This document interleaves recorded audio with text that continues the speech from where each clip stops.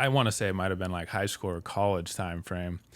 And I obviously knew your name, and I wouldn't have remembered you from being a kid, but I think they might have said, hey, let's go watch Beal play. And we watched you guys. And I was like, Mike, who is that again? Remind me. And he's like, he hit me with the nickname that stuck with me forever, and that's Crispy Dollar Beal. Yeah.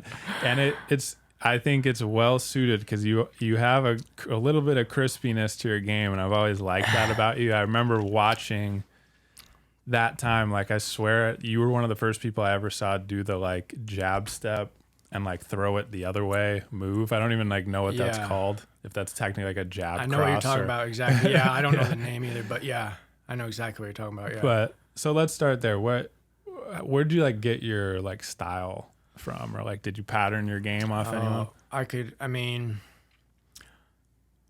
Not anyone like specifically. I know like growing up, so I was a Sonics fan, so Gary Payton.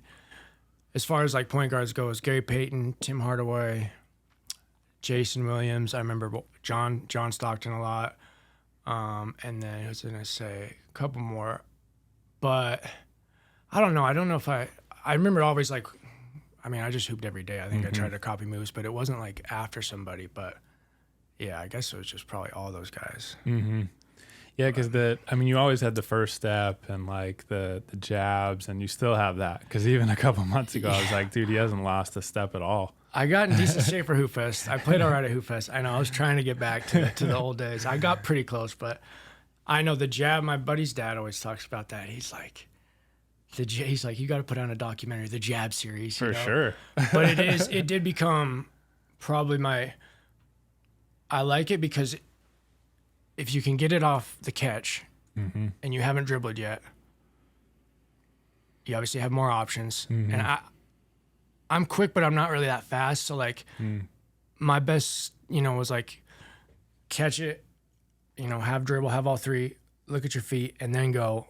And I could usually beat somebody off that first dribble, first move, maybe like the jab a couple times, then jab cross, like you're saying, and then try to like use more positioning or some strength. But I think that's kind of wise because like, yeah, off the dribble, you obviously you can't pivot, you can't do quite as much. So I don't know. That was my go-to move after a while. It's interesting too because I don't think a lot of guys, like this is like nerdy basketball talk we're getting into now, but I don't think a lot of guys even will pay attention to like necessarily the defender's feet or the stuff like that. Like, were you studying it or were you just picking those things up as you?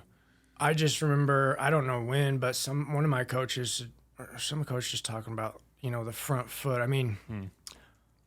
Well, it kind of depends on like if they're trying to force you left or right, but then also what's their lead foot.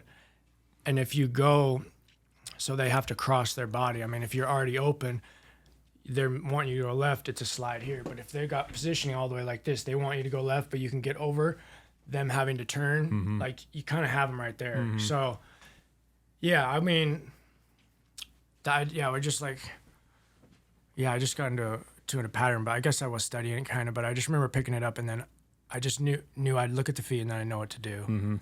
And that, the jab series plus going by guys a couple times, and then the jab and just hit a three, or hit a three. It's harder to go by. So anyway, that's my go-to. Yeah.